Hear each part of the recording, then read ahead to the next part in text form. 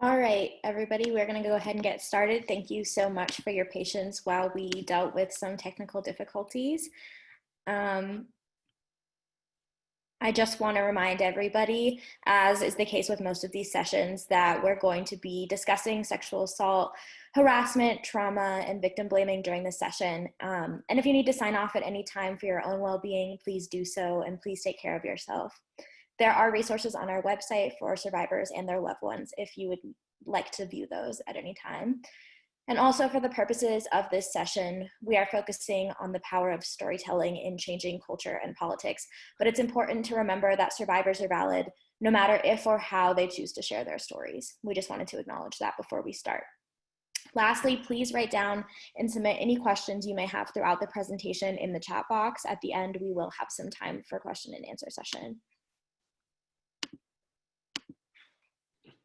So we are the Do Better campaign, and that is an organization that works to support survivors and student activists push for change at schools across the country, using the power of their story. And our presentation today is on the power of storytelling and amplifying survivors' voices. So my name is Grace Wankelman. I am the co-founder, principal, and director of outreach and growth for Do Better. I'm a Colorado girl born and raised in Fort Collins, and now I'm a rising junior at the University of Denver, majoring in international studies, political science, and economics. And my name is Shannon Saul. I am co-founder and executive director of Do Better. I was also born and raised in Colorado and recently graduated from the University of Denver. I want to thank you all for joining us today. And again, please feel free to submit any questions you may have throughout the presentation through the chat function, and we'll have time to answer those at the end. So, since this presentation is about the power of storytelling, it only makes sense for us to briefly look back at how storytelling has shaped cultures and times for all of human history.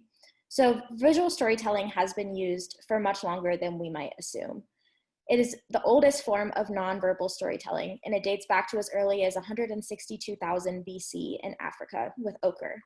The oldest known cave painting you can see here in this picture from El Calizo cave in Spain, and as you can see, the cave paintings are hard stencils, which are the world's oldest known figurative art in many different regions, including Europe and Asia.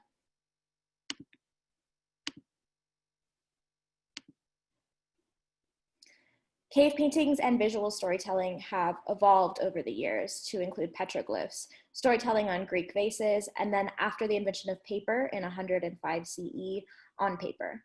On this slide, you can see the earliest petroglyphs from what is known as the Book of the Dead from Egypt. There's also an example of a story told on a Grecian vase from 700 BCE.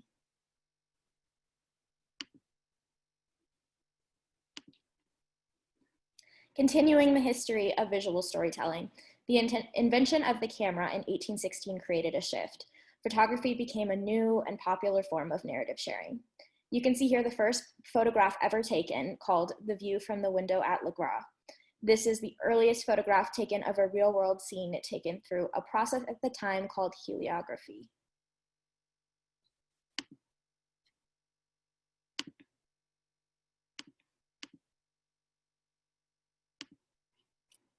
Visual storytelling has evolved a lot since the invention of the camera, with video games, computers, data science, augmented reality, emojis, the internet, and of course Instagram, which is where our story as Do Better began. You'd be hard-pressed to find a single culture that has not used storytelling throughout its history. Oral storytelling is probably primarily originated through simple chants while working on or creating myths to explain natural occurrences. Some examples include the ancient Greeks telling their stories primarily through oral storytelling. Storytelling was also central for griots in Western Africa, who had the responsibility of holding the stories and history of their community. Indigenous groups across the globe hold storytelling to be sacred, and even the modern day Passover Seder is evidence that the power of storytelling is everywhere.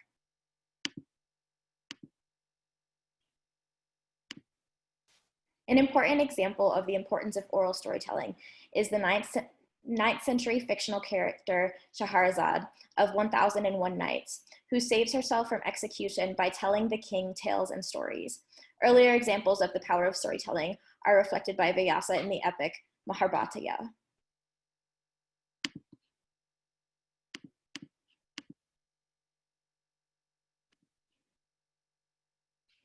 More modern examples of storytelling include the Grimm folk tales by Jacob and Wilhelm Grimm and Hans Christian Andersen folk tales.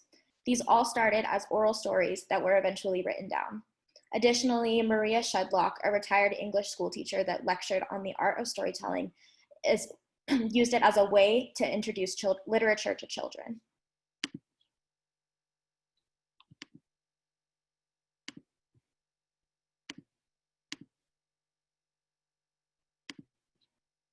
The earliest known recorded stories are traced back to around 1250 BCE with the Papyrus of Ani, also known as the Book of the Dead. More popular are the first written books are traced back to around 700 BC with the Epic of Gilgamesh, the Iliad by Homer, and Aesop's Fables. These first stories were written on paper, stone, or clay. However, writing and reading in Europe was reserved for the wealthy and highly educated.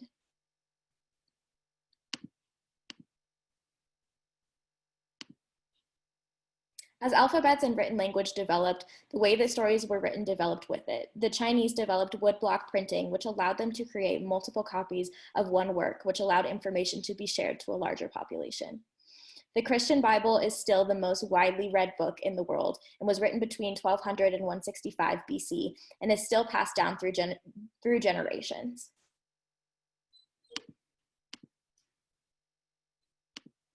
Today, storytelling has evolved to include many different formats, including blogs, newspapers, books, videos, and of course, the stories that we share on our Instagram as well.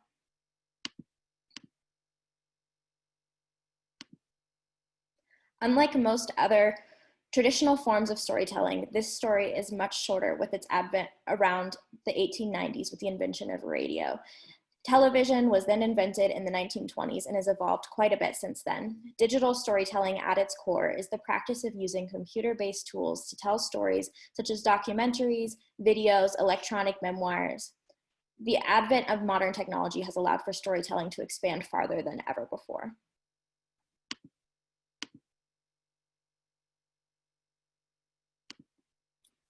A modern pioneer in the field is Joe Lambert, who started the nonprofit organization Center of Digital Storytelling in Berkeley, California in the 1990s. This is a modern example of the power of digital storytelling.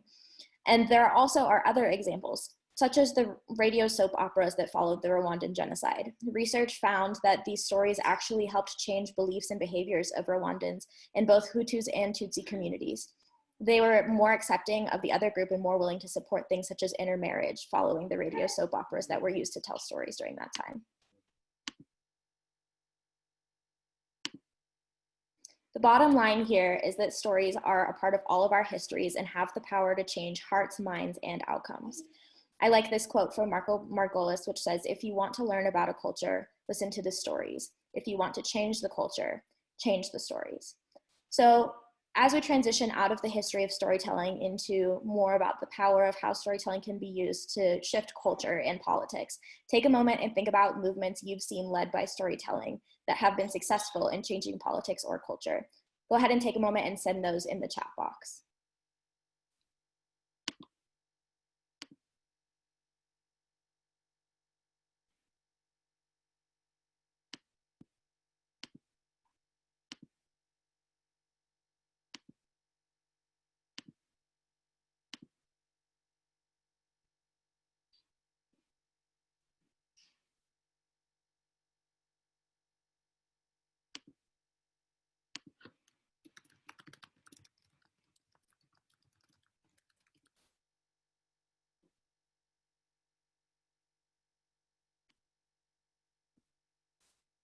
Someone said Bill Cosby's victims. That's a great example of storytelling used to create change.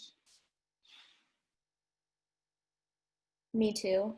We're definitely going to be covering the power of storytelling in the Me Too movement. Black Lives Matter, yeah, definitely. Yes, the hashtag Why I Didn't Report also recently got pretty big and also allowed survivors to use their stories to create some kind of cultural shift there. Larry Nassar's victims. Telling the stories of the children in cages from ICE, correct, yeah. All of you are coming up with some really great examples of how storytelling has really been able to shift culture and politics and policies. Yeah.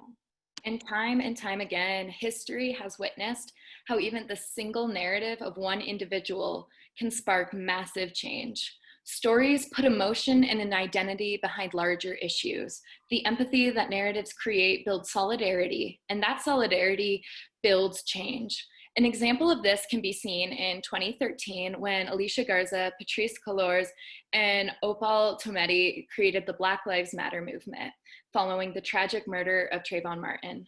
Now, Black Lives Matter is a global movement against racism, and it was sparked by a single story. The tragic death of Trayvon has created a powerful movement that still exists to this day. Black Lives Matter is an incredibly important organization that is currently showing its immense power with the protests happening around the country and world, sparked by the deaths of George Floyd, Breonna Taylor, and far too many more. This brought the conversation of white supremacy and power dynamics into popular national conversation in a new way. The hoodie that Martin was wearing at the time of his death has become a symbol for Black Lives Matter, and even a popular pop culture symbol shown in Beyonce's Formation video. The Black Lives Matter movement gained international recognition 5 years ago after the Ferguson protests, even though Cullors, Garza, and Tometi had actually started the organization a year before the Ferguson protests started. The outrage that an innocent boy was killed because of the color of his skin and the clothes that he was wearing was too much for so many Americans. Unfortunately, the killing of innocent Black people by law enforcement continues to flare up when we see these unfortunate deaths happen. And so another example is the Me Too movement, which is a prominent example of the ways in which survivors have amplified their own and other narratives to build their own and others' narratives to build empathy and advocate for change. The words Me Too often spark images of Hollywood, Washington, and beyond. And we think of powerful individuals being taken down in huge scandals. And we also think of an international reckoning on the prevalence of gender-based violence in our workforce, our entertainment, our society at large. And while those notions are part of the movement, to fully understand the origins of Me Too, we must go back to 1996. In 1996, Tarana Burke was working as a youth camp director, and she describes the experience that inspired Me Too in the following way. The Me Too movement started in the deepest, darkest place of my soul. As a youth worker dealing predominantly with children of color, I had seen and heard my share of heartbreaking stories from broken homes to abusive or neglectful parents when I met Heaven. During an all-girl bonding session at our youth camp, several of the girls in the room shared intimate stories about their lives. Some were the tales of normal teenage angst, and others were quite painful. Just as I had done so many times before, I sat and listened to the stories and comforted the girls as needed. When it was over, the adults advised the young women to reach out to us in the event that they needed to talk some more or needed something else. And then we went our separate ways. The next day, Heaven, who had been in the previous night's session, asked to speak to me privately. Heaven was a sweet-faced little girl who kind of clung to me throughout the camp. However, her hyperactive and often anger-filled behavior betrayed both her name and her light, high-pitched voice, and I was frequently pulling her out of some type of situation. As she attempted to talk to me that day, the look in her eyes sent me in the other direction. She had the deep sadness and a yearning for confession that I immediately read and wanted no part of. Finally, later in the day, she caught up with me and almost begged me to listen, and I reluctantly conceded.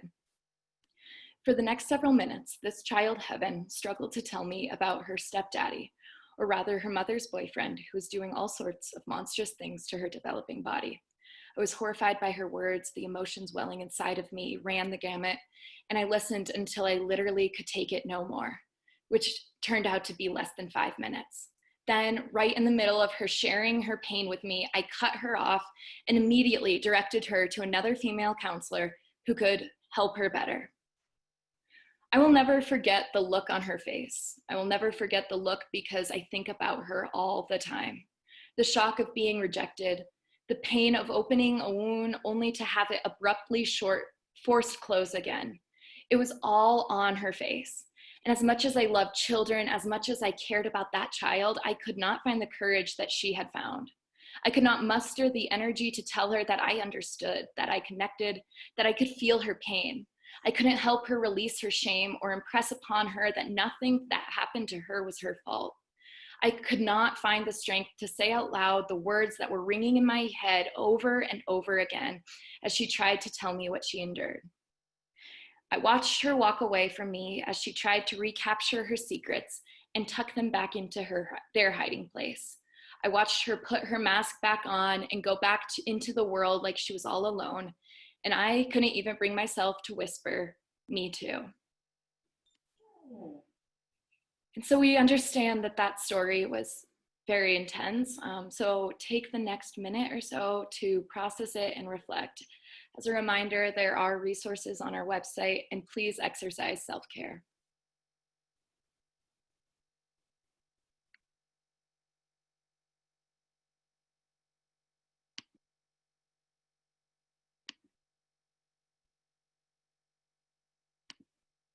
So unfortunately, stories like the one Tarana Burke shared are not isolated incidents. And while they do happen frequently, they are also indicative of a systemic, widespread issue. Worldwide, the World Health Organization estimates that 1/3 of women are survivors of sexual violence. And a study conducted by ABC and the Washington Post finds that 54% of American women have experienced unwanted sexual advances. Tarana Burke founded the Me Too movement in 2006 to sound the alarm on the pervasiveness of gender-based violence, especially within the community of women and girls of color. Me Too employs the power of storytelling to show survivors that they are not alone and that it is not their fault what happened to them. It demonstrates the power of the narrative and the numbers of survivors and enables them to reclaim their story and to heal. Tarana Burke describes the power of the narrative as, on one side, it's a bold declarative statement that I'm not ashamed and I'm not alone.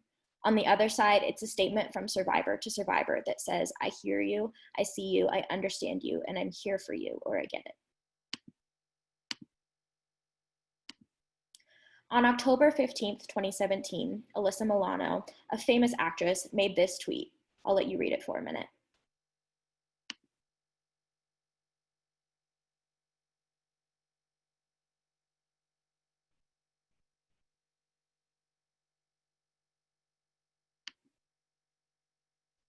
Following this tweet, the hashtag MeToo instantly went viral.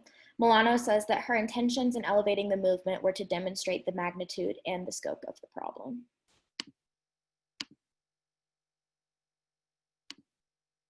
The Me Too movement sparked conversations on power and abuse in the workplace and in the world of entertainment, politics, sports, religion, and beyond. But more than just a conversation was sparked. Not only were countless powerful perpetrators fired or ousted from their positions of power, but systems of abuse were evaluated and progress has been made. In just the first month of the Me Too movement, the Time's Up Legal Defense Fund raised over $21 million and works with the National Women's Law Center to assist survivors who have decided to come forward with legal aid and assistance in the media.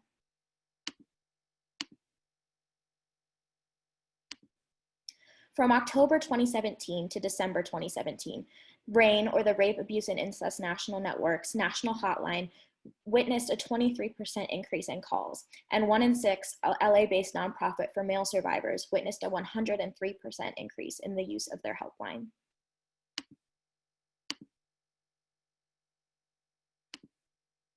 The Harvard Business Review conducted a study on women in the workforce that found that in 2016, just before the Me Too movement gained momentum, 25% of women reported being sexually coerced, and in 2018, that number had declined to 16%.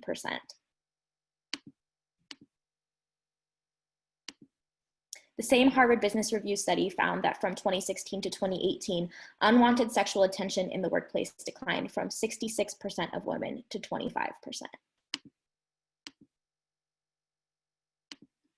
However, it is also crucial to note that there has been an increase in reports of gender harassment in the workplace, from 76% of women in 2016 to 92% in 2018. Leanne Atwater, a management professional from the University of Houston, cites the backlash effect as the cause of this. The backlash effect is an increase of hostility or exclusion towards women following a movement of large magnitude, such as Me Too.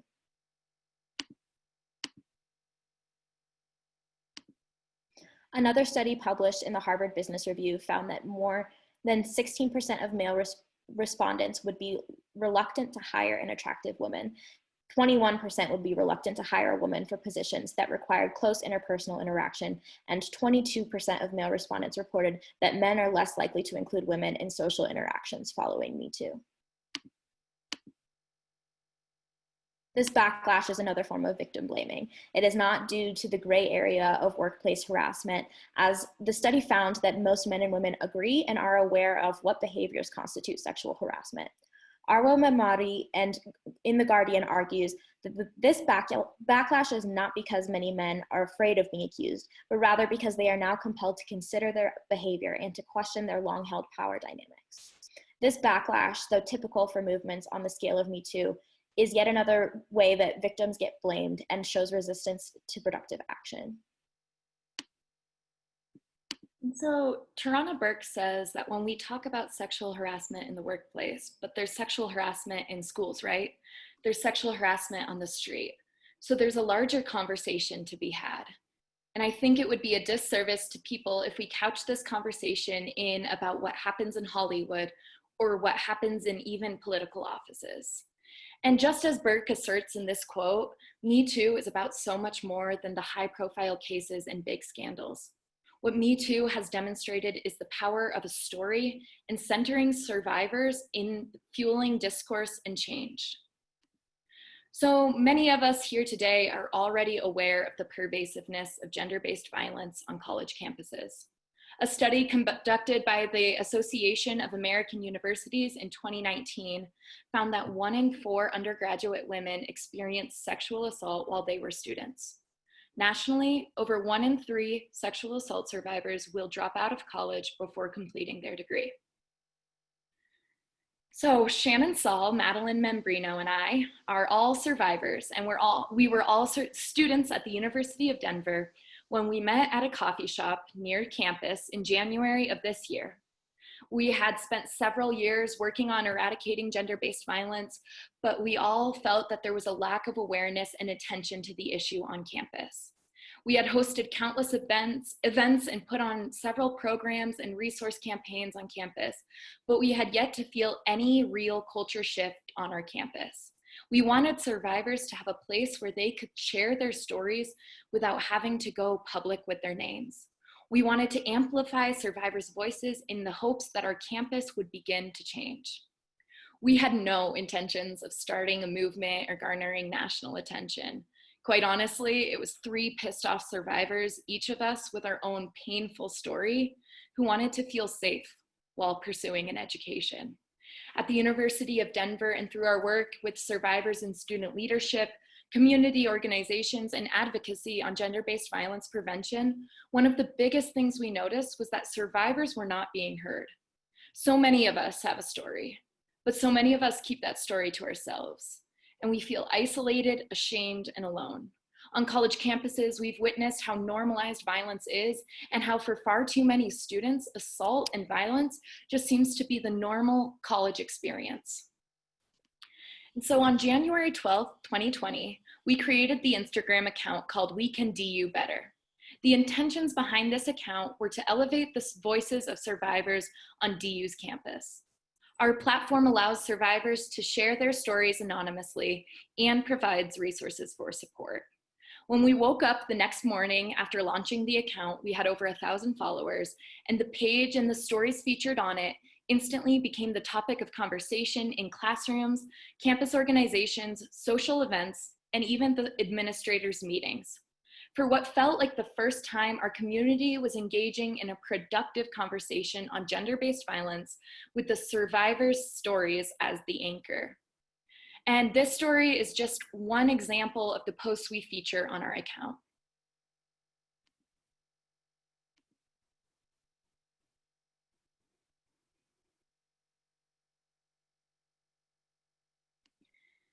And so The following video shows a bit more about the work that we do at DU.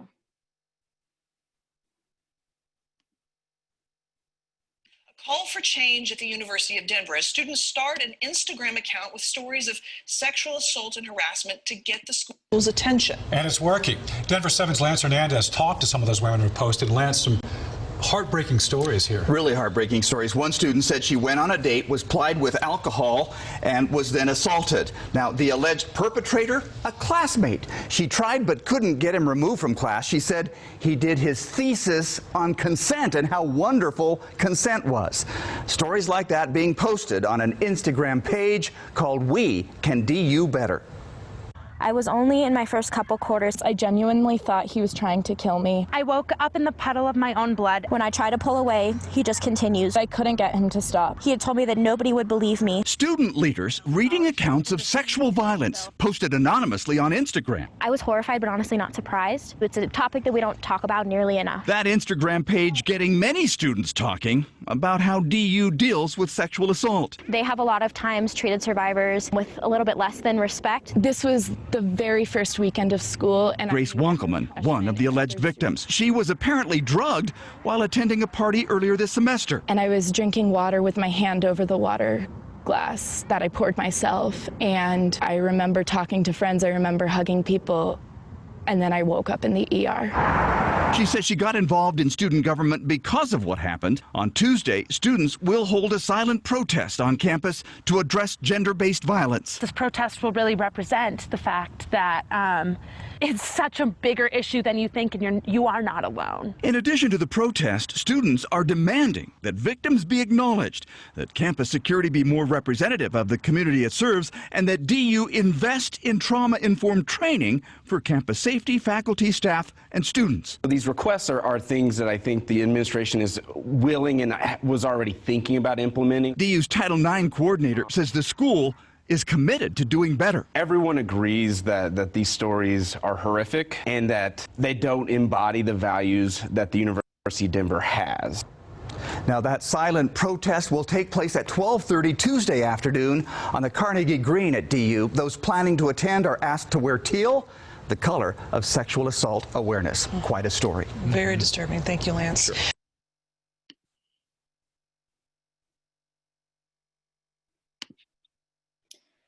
So that was just a quick video that was created back towards the beginning of when we started our page. And our work at the University of Denver was not only to create awareness on the issue, but to build empathy that would lead to change. And we were successful at our school. We worked with our administration, the Denver community, and countless student leaders to enact real meaningful change. We worked with the chancellor of our university to develop a 7-page action plan on how the university would better support survivors and hold perpetrators accountable. Our work at the University of Denver has resulted in new hires, changed trainings, redesigned resources, new positions in student organizations and student government, and most importantly, an enduring partnership between educators, students, and the community to do better together to reduce violence and support survivors on our campus. Even just last week, our chancellor and Do Better heard back from Colorado's Attorney General, Phil Weiser, in regards to a joint letter of support that we wrote for Colorado's participation in a national lawsuit against the timeline of the new Title IX regulations during the COVID-19 epidemic. Because of the response that we received at the University of Denver and from the community, and even outreach from around the country, we decided to take our efforts national. We know that DU is far from the only campus that had too much violence and not enough support for survivors.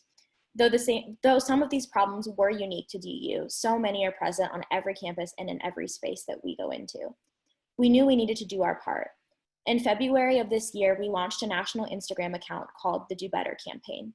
This Instagram account operates in the same way as our DU specific one, and it allows survivors to share their stories anonymously and provides resources for support. This account identifies which school the incidents have occurred at and seeks to replicate the change and progress that we made at a similar level in Denver, but at a much larger scale.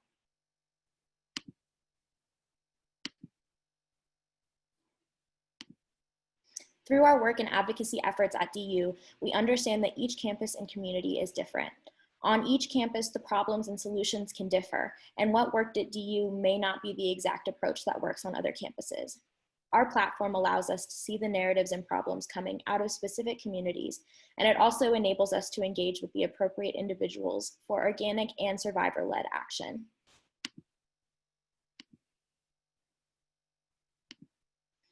We've seen and continue to see success at DU and beyond because our strategy is effective, organic, and survivor-led. We essentially follow 4 steps to enact change, as you can see here. We use steps that are both big and small to center survivors' needs. These steps are narrative sharing, building solidarity, taking action, and endurance through relationships and empowerment. Each of these steps has been crucial in crafting a comprehensive strategy when working with students across the country. And we're going to go a little bit more into depth on those right now. Yeah, so as the title of today's presentation is The Power of Storytelling and Amplifying Survivors' Voices, you've probably been able to notice the importance of narrative sharing in accomplishing change and support. It's crucial that all of our efforts start first with the survivor's own words. Narrative sharing essentially is putting a story behind a complex, misunderstood, or seldom talked about issue. We have seen that survivors often do much of their emotional labor when it comes to advocating against gender-based violence. Especially on college campuses, you can see a clear divide between the people who understand the pervasiveness of sexual violence and those who do not. Sharing stories of experiences with gender-based violence is crucial in building solidarity, as it helps those who may not understand the extent of this issue better empathize with survivors. In a bit, we'll go into the details of sharing stories, as it is important that this is done in a trauma-informed way. And so the second step that we take is building solidarity. Once these narratives are elevated on our platform, other survivors and members of the community can gain a deeper understanding of the scope of gender-based violence and the impact it has. The stories and statistics we share provoke an emotional connection to the issue, and the empathy of the reader turns into solidarity. We find ways to include as many people in our efforts as possible. We reach out to as many individuals as we can engage and clearly communicate our goals and mission with them. So the third step we take following narrative sharing and building solidarity is now actually developing solutions, calling for change, and taking action towards reform. Action steps in reform come at this point because it's the narratives create community buy-in. We can tackle complex problems with effective solutions because we now have far more people genuinely invested in working towards the same goal of preventing harm, supporting survivors, and holding perpetrators accountable. And the last step is endurance through relationships and empowerment. And that is essentially speaks to the longevity and endurance of our work. Do better is so much more than one person or one group of people or even one organization. It's a call to action for everyone to continuously do better. Once we see reform happen, we don't stop there or leave. We maintain relationships, and most importantly, we empower the students, organizations, faculty, administrators, and all of their stakeholders with the tools and resources to continue this work once we leave. We continuously build and maintain our network and support survivors to pursue change within their own spaces, so they take ownership of the work and continuously strive for progress.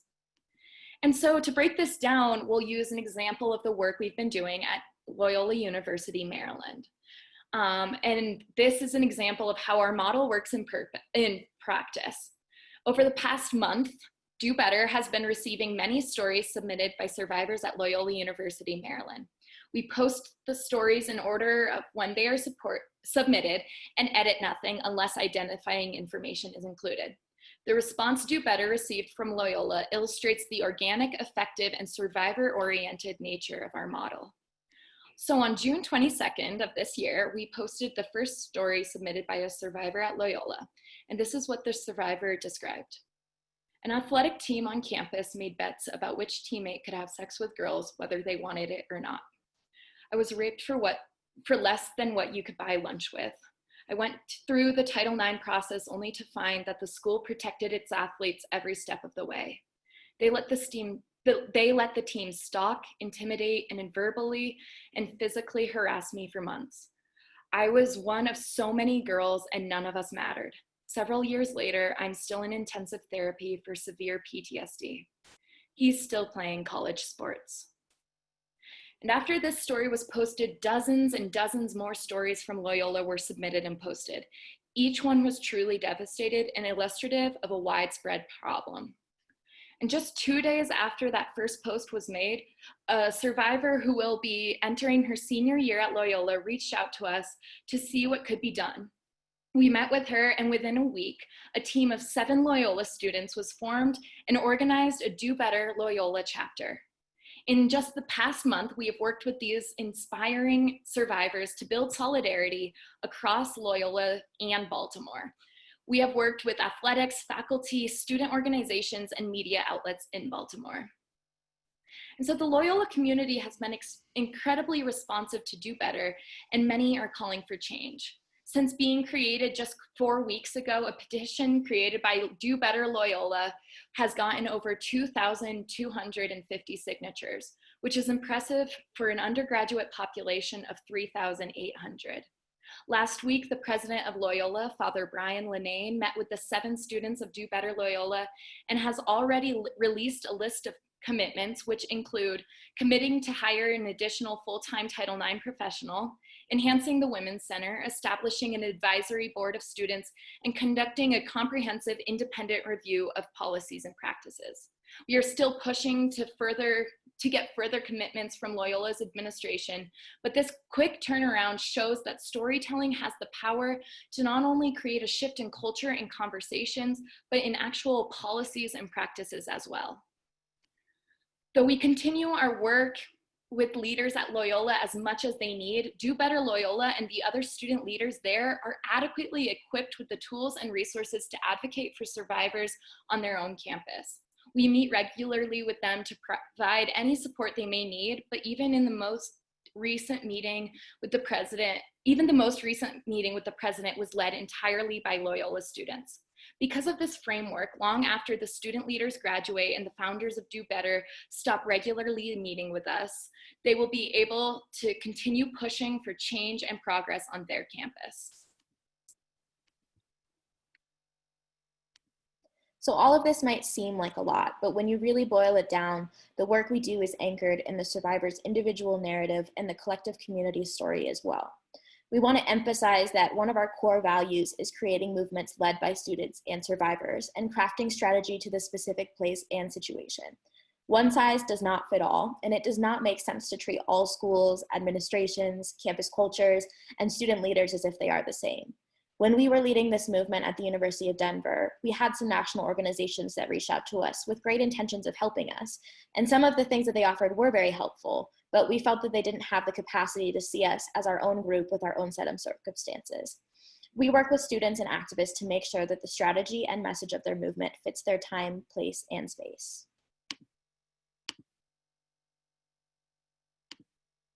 Another closely held value of ours is an intersectional approach to activism and a deep understanding of the disproportionate effects of gender-based violence on marginalized groups. It is not possible to talk about gender-based violence without acknowledging the ways that identity impacts who experiences violence and how the systems in place in our society reinforce and exacerbate the violence faced by marginalized communities. Just to break that down a little bit, this table illustrates rates of violence against Indian and Alaskan Native women. 56.1% of American Indian or Alaskan Native women are likely to experience sexual violence in their lifetime, with 55.5% by an intimate partner. This is compared to white women who are only 24.8% likely to experience sexual violence and a 7.5% chance for white men. This table illustrates the violence against the LGBTQ community, and it's widespread, especially against those who identify as transgender. The 2015 US transgender study found that 47% of transgender people are likely to be sexually assaulted in their lifetime. That's almost 1 in 2. This increases to 65% for transgender American Indians and 59% for transgender multiracial individuals. That's 58% for transgender Middle Eastern people and 53% for transgender Black people.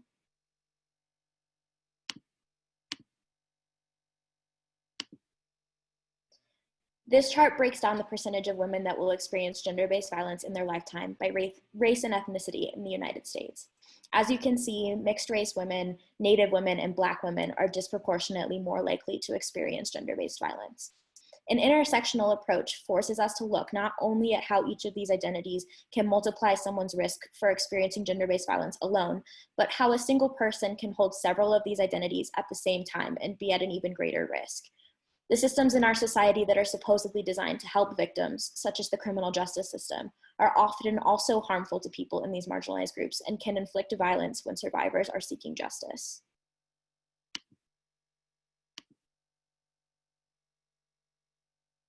And as we've illustrated in this presentation, there is power in a narrative.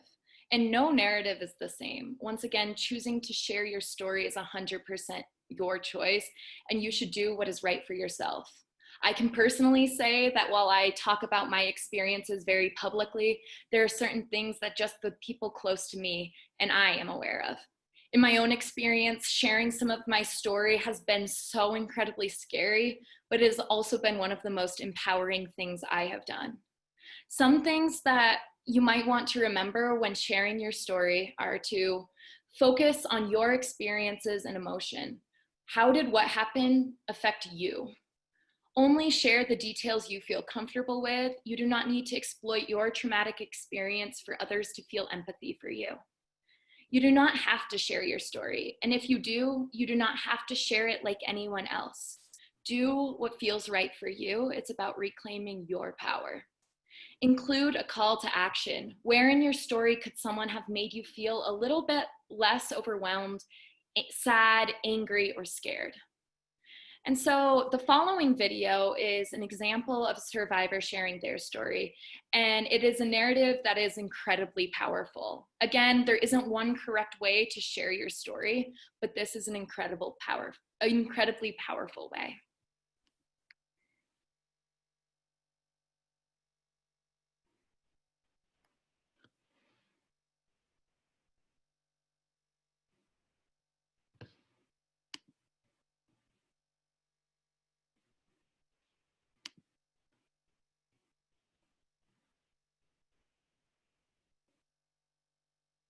I'm 31 years old, and this thing happened to me when I was probably 6 or 7. These memories that were locked away, which I just didn't even know that you could do. I didn't know that our bodies, our minds had that ability to put something in a box. So part of that, I wrote this letter, and I called him. And, he's screaming at me.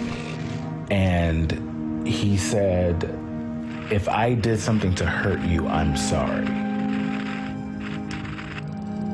And I have been stuck on those words for so many years.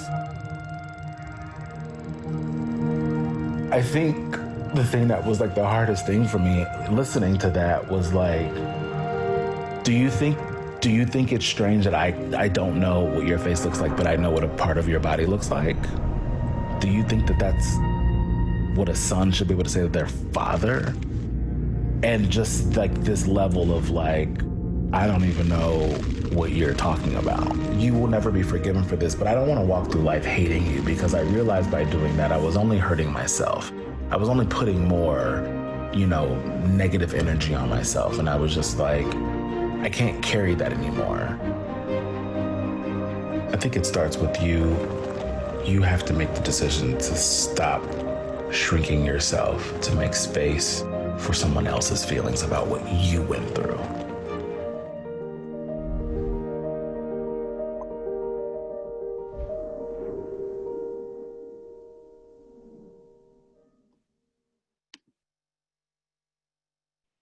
So that was just one example of a survivor sharing their story in one way. So if you all could, and I see someone asking for the link, we can definitely disseminate this presentation afterwards, so don't worry about that. But if everyone can take a moment and think about and send in the chat some of the reasons that you found this story powerful, and what were the effective ways that it was shared? What were the strategies that they used? What about it was effective, and what about it was powerful? If you can take a minute and send those ideas in the chat.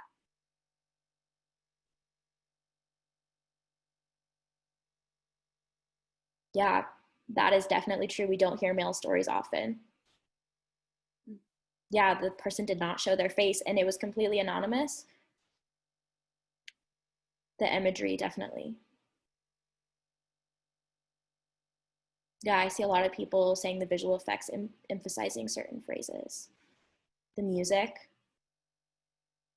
Validates burying the memory. That was an incredible point. Yeah, as a survivor, I found the way they shared their story to be very validating. Acknowledging the healing process, definitely.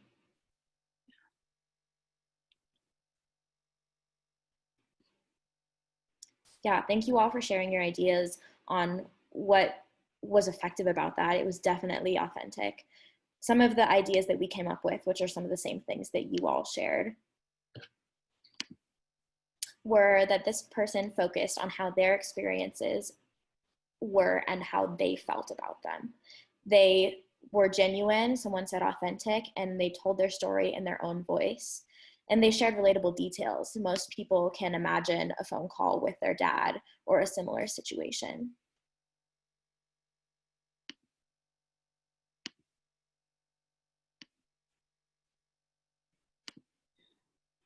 And so, sorry, go ahead, Grace. As we move into the more interactive question and answer part of this presentation, I want to remind everyone that Do Better is not mine, it's not Shannon's, it's not Maddie's. It's not a singular action or a singular path. Rather, it's a call to all of us to do what is in our power to build a better, more peaceful world. And so just think to yourself, how can I do better? And then go out and do it. And so if any of you are interested in learning more about Do Better, getting involved, creating a chapter on your campus, or connecting with our team or supporting us, scan this QR code or head to the link below. We would be happy to engage with any of you. And I'll give you a minute if you need to take a picture of that or anything.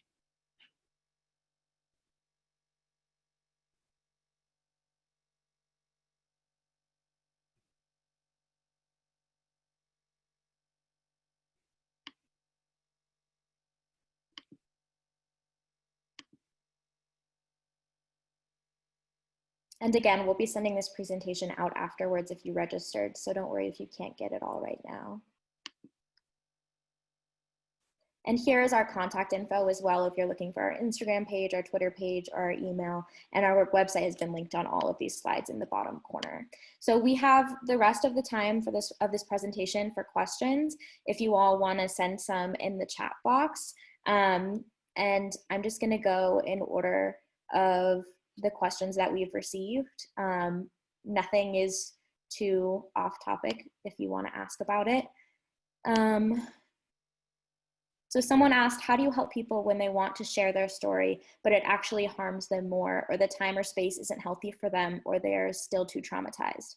I realize it's up to each person to figure it out for themselves, and I just want to be sure people are ready and in a supportive place when or if they choose to share. Any tips other than talking to them about these issues? Definitely, that's a great question.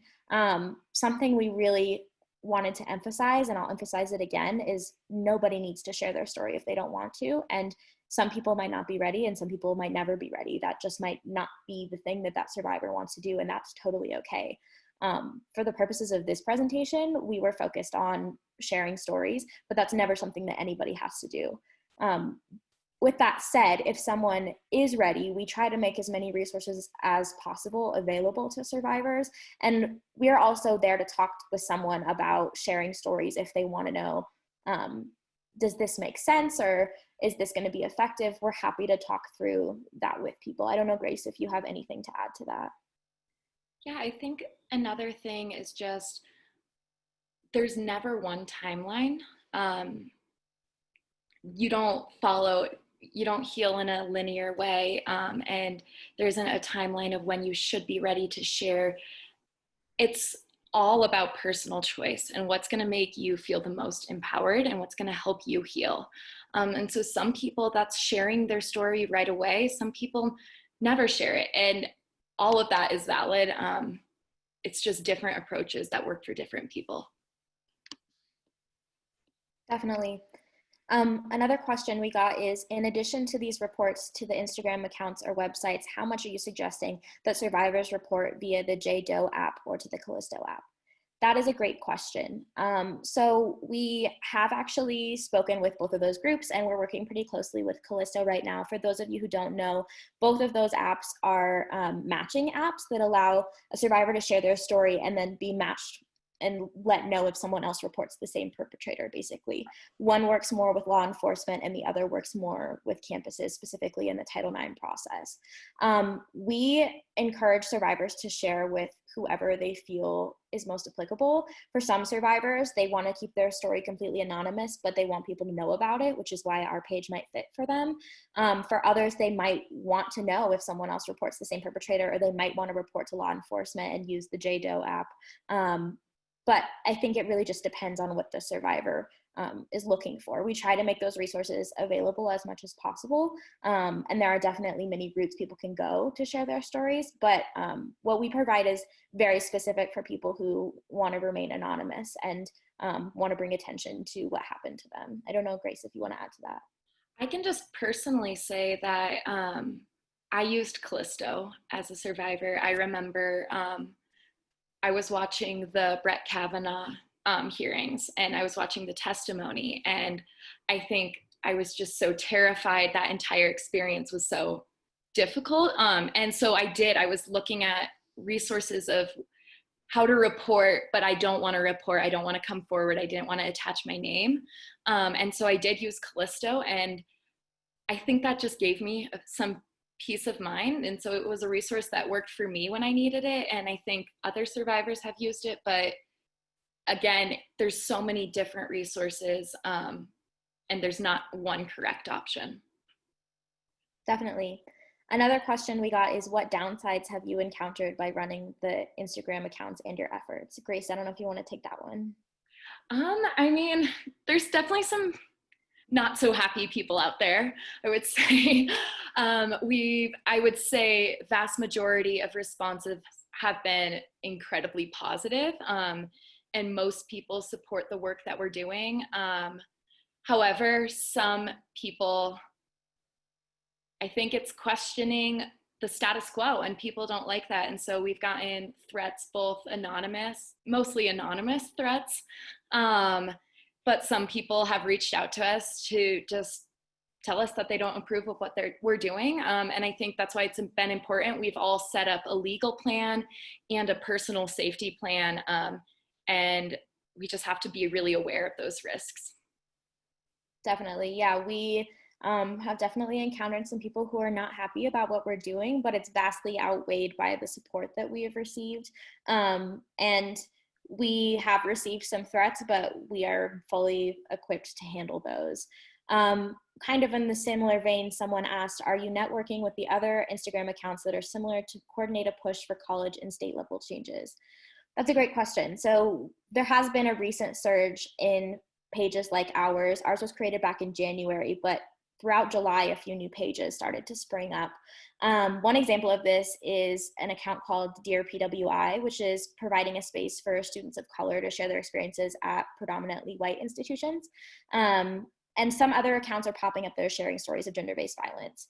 We do just want to say about those accounts that we are not affiliated with any other accounts that are not called Do Better and then their school name.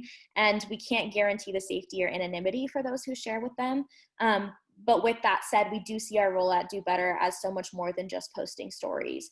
The power of the story is that it enables us to do the bulk of our work, which is pushing for institutional change and a culture that believes and supports survivors.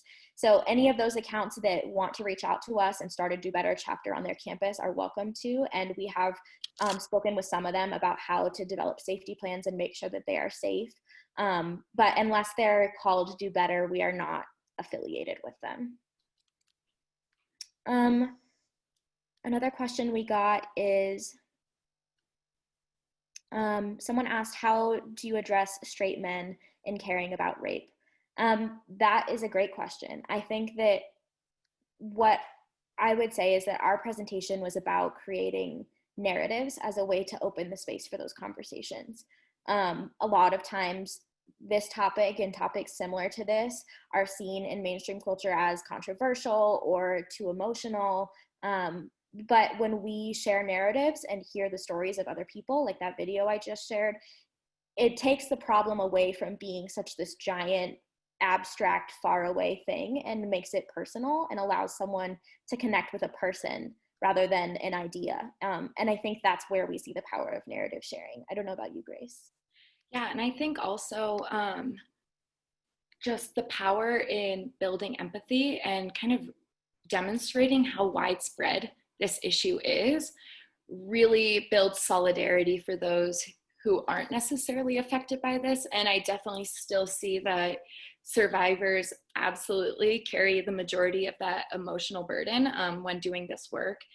But I think sharing these stories and providing this emotional connection to them really helps create more of a buy-in and more kind of investment from populations who might not care as much typically. Mm-hmm. Definitely.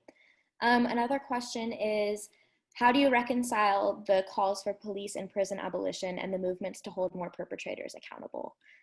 This is a great question. And there's also another question that we got that asks about if the general consensus is that officers in Title IX are not effective in bringing justice to students who are raped.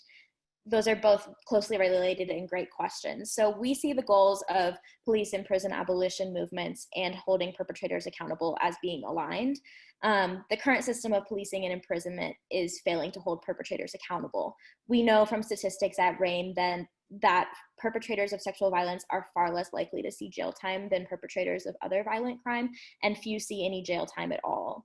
We also know that the US criminal justice system has disproportionate effects on people of color, and it would be irresponsible of us to try and reinforce any belief that the current system is working. This is all in addition to the fact that policing and prisons in the United States often perpetuate gender-based violence themselves and are often known to be generally unsupportive of survivors. That's not to say that some survivors might not want to pursue that and might find justice through that route. We just know that it's not super common, unfortunately. So the calls for abolition and the calls for holding perpetrators more accountable can both allow us to move towards a more transformative form of justice and allows the ability for real reconciliation. There are many resources online about how abolition and eradicating gender-based violence go hand in hand, and we're happy to point you towards some of those if you want to reach out to us individually.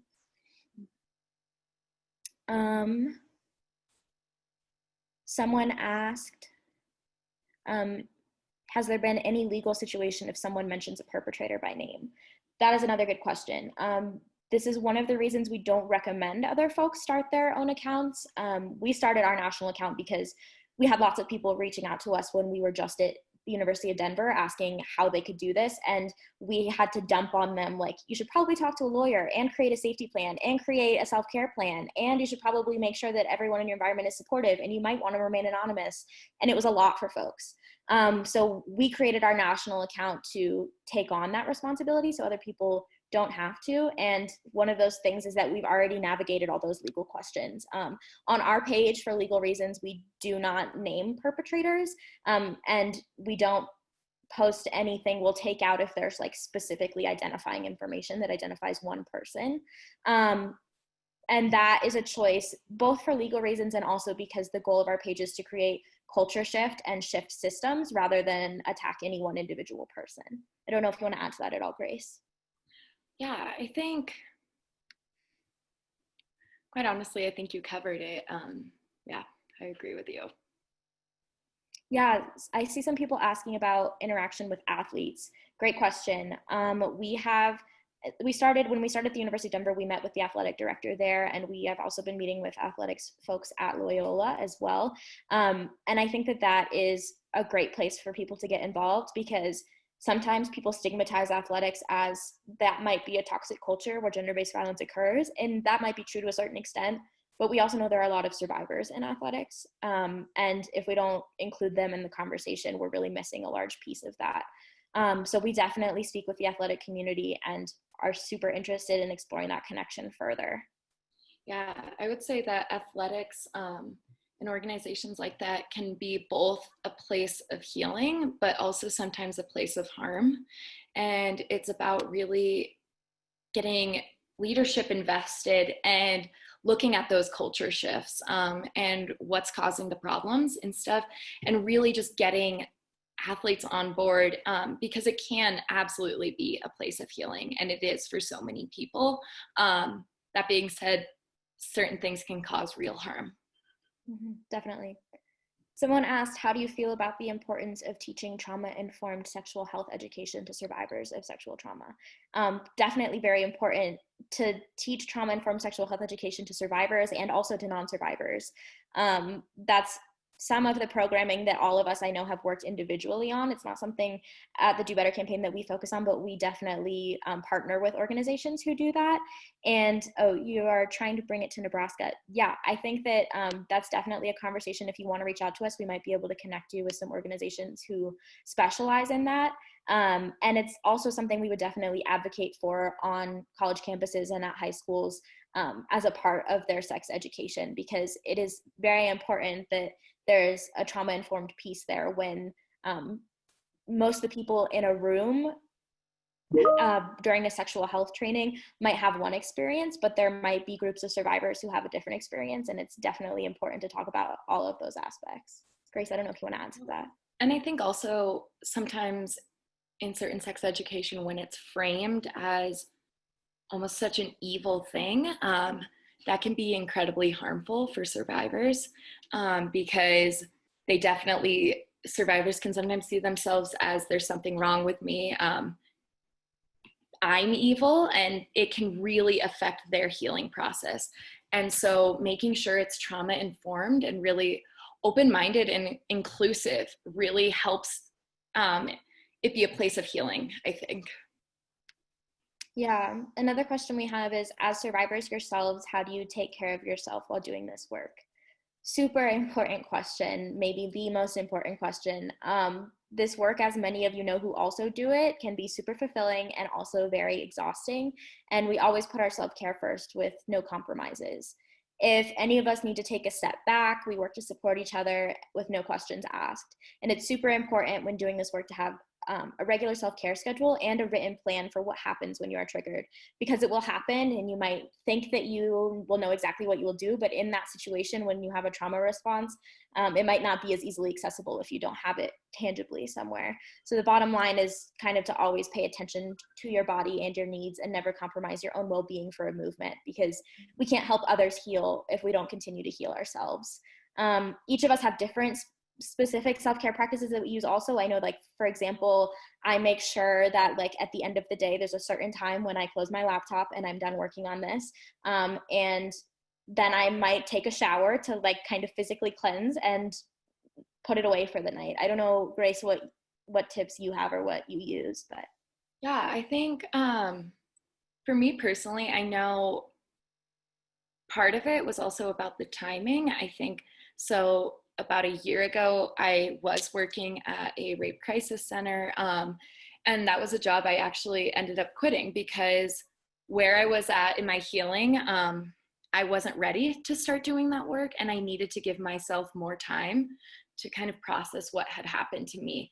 And so my freshman year of college, I kind of stopped doing that work because I knew I wasn't able to really do it yet. And so I think that's one thing of don't rush yourself.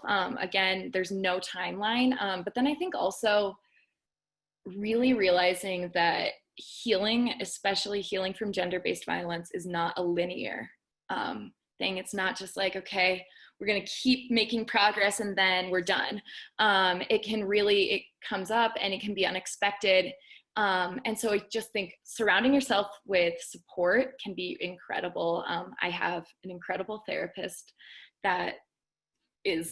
she really helps me out. And I think just having great friends who support you and just taking care of yourself as much as you can, those things have really helped me heal more and stay healthy. Yeah, definitely. I also relate to that. I worked on a sexual assault crisis hotline for about 2 years, and then I was assaulted again, and I needed to take a step back. And I think that it's always fair to do that. And I know that for us, this is true, and this might be true for some of you as well. when you're working on this work, it can feel like the weight of the world is on your shoulders, and that if you stop doing this work for 10 minutes, like things won't happen that you want to happen. But that's not true. And we need everyone working on this to be healthy and whole beings as well. And we can't get things done unless we are. So I think that that's something super important to remember. And if you need to take a break, let yourself take a break. Another question we have is, what are your thoughts on the new movement to abolish Greek life?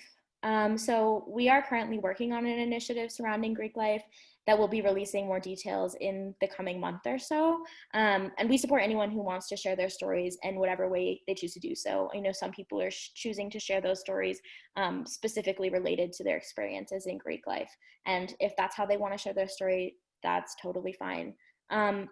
And we do see that there is a harmful culture, unfortunately, in so many fraternities and sororities, but also there are many survivors in those organizations. So we are working on something related to that. Stay tuned, but unfortunately, that's kind of all we can say on that for now.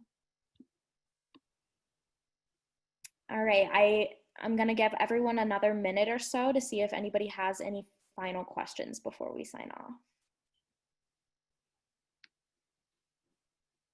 Thank you all so much for joining us. We really, really appreciate it. Yeah, thank you all so much. And we'll hang around for a bit. If anybody wants to keep submitting questions, or if you want to ask us a question in a smaller group, we'll definitely hang around and allow people to start talking to us if they want. We really appreciate all of the thank yous. Thank you. Thank you. Please share our page and let folks know that we exist. The more awareness we can bring to this, the better. And again, contact us if you're interested in bringing something like this to your area. Yes, absolutely, Carolyn. You can definitely post about our page. We would definitely appreciate that. And go to our website. We have lots of information there. Our letter to the Secretary of Education about the new Title IX rules is there. A link to donate to us is there. Please check us out online.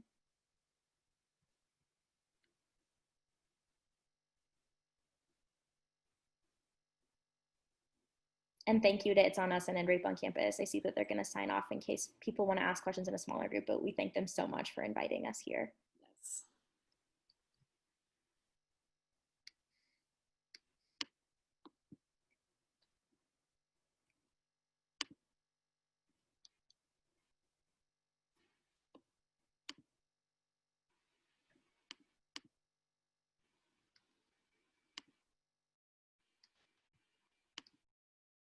All right, you all should be able to unmute yourselves now if anyone wants to hop in and ask a question. And again, we'll stay here until everyone's gone if anybody wants to ask us something more privately or in a small group.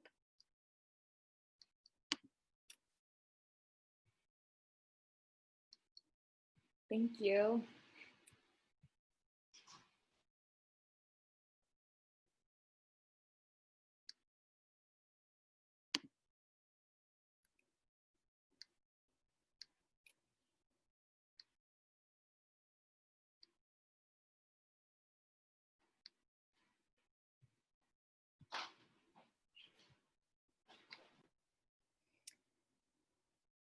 George, I just saw your question. Hold on, let me finish reading it.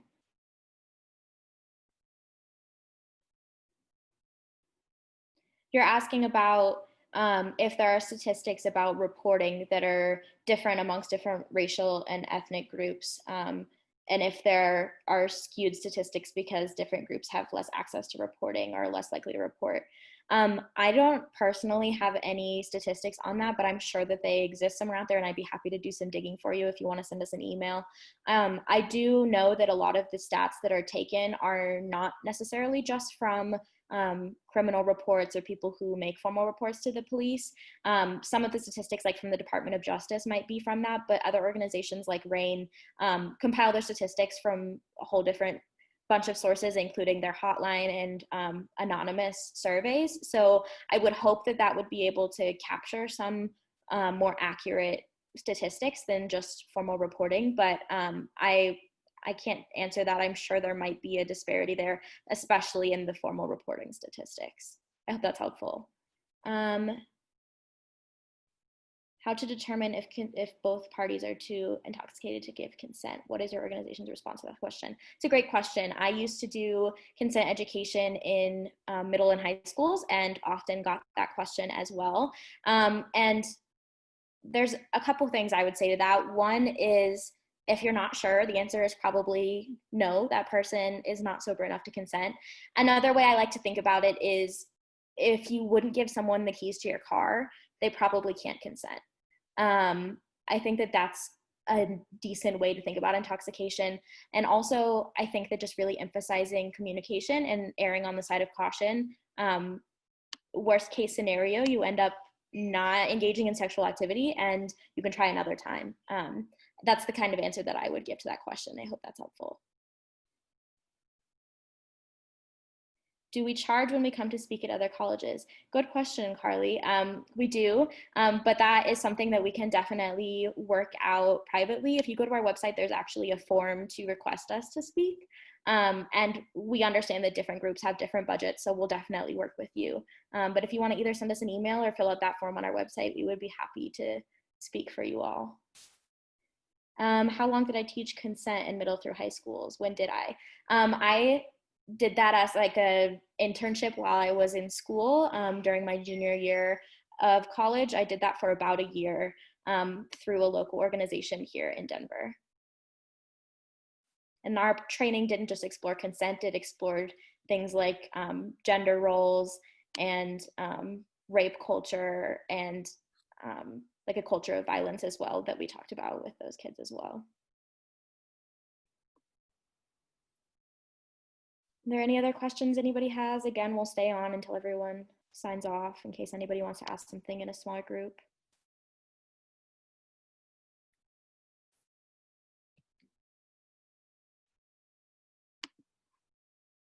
Oh, you all can't unmute. Thank you for letting me know. I thought I clicked that you could, but hold on. Allow participants. Okay, now you should be able to unmute. I just want specifically, is there an email or something that I'm supposed to go to? Here we go. This has all of our contact information on it. Perfect. Okay. Thank you. Thank you. Yeah, absolutely.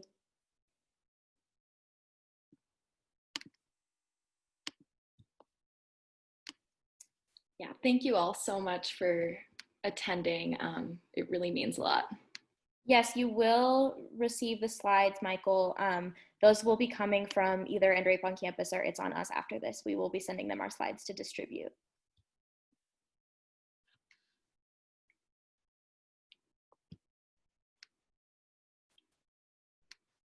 Thank you.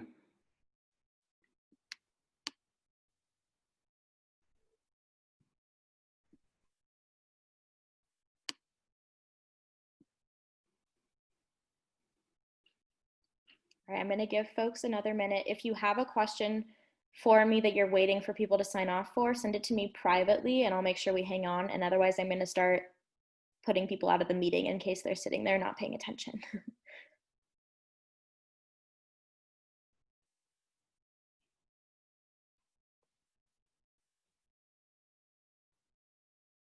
That's a really good question. How did we handle our anger? I'll answer for me personally, and then Grace, I don't know if you want to answer that as well. Personally, a lot of my anger gets channeled into my activism, and that's kind of why I do what I do. I struggle with feeling anger personally. I'm a person who finds it a lot easier to revert to things like sadness and just cry when I'm angry instead of actually feeling it.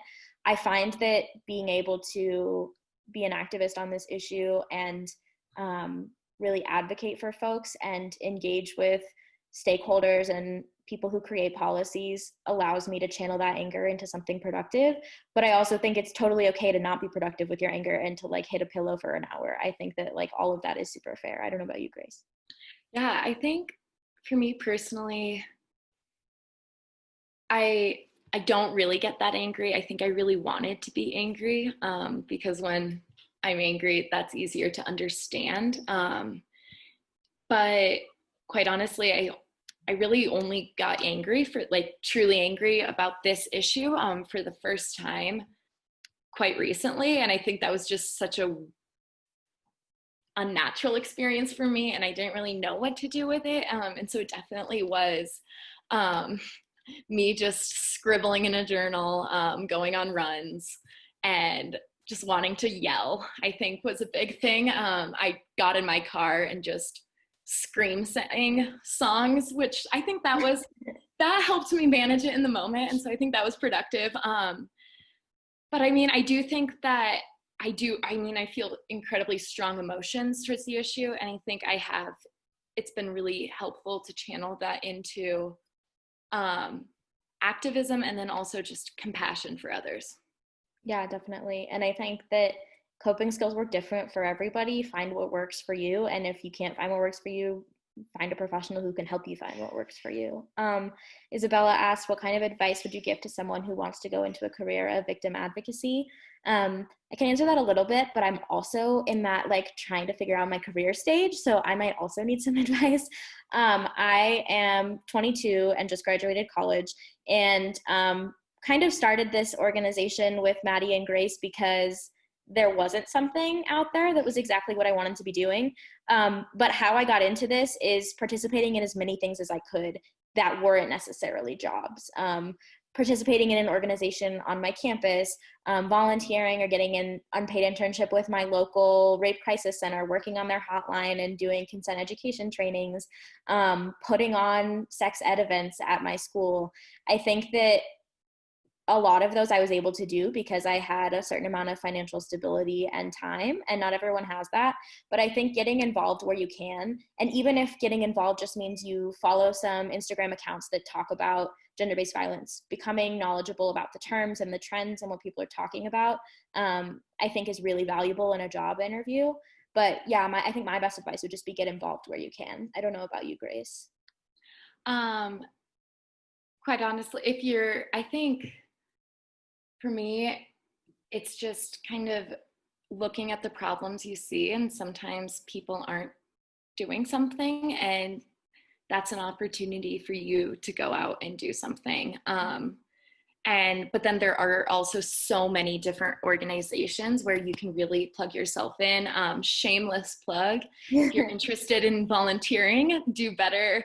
Unfortunately, we don't have the budget yet to pay anyone, but I think if you're interested in working with us, but there are so many organizations out there that, depending on what resources you have, whether that's time or energy or even just putting things on your social media, there's so many different ways where you can get involved. Yes, we do internships. Definitely send us an email if that's something you're interested in, and we'll work with you to figure out what your interest area is. We can use help with social media and communication and working with policymakers, whatever you're most interested in. We can definitely talk about an internship if you want to reach out. Yeah. All right. Does anybody else have any final questions before we end this meeting?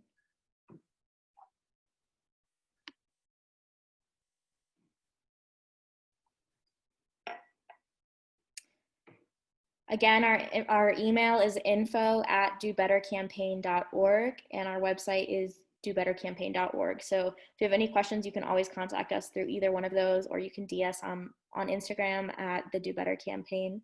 But thank you all, for those of you who are still there, for attending and hanging on with us. We really appreciate it, and have a great rest of your week. Thank you so much.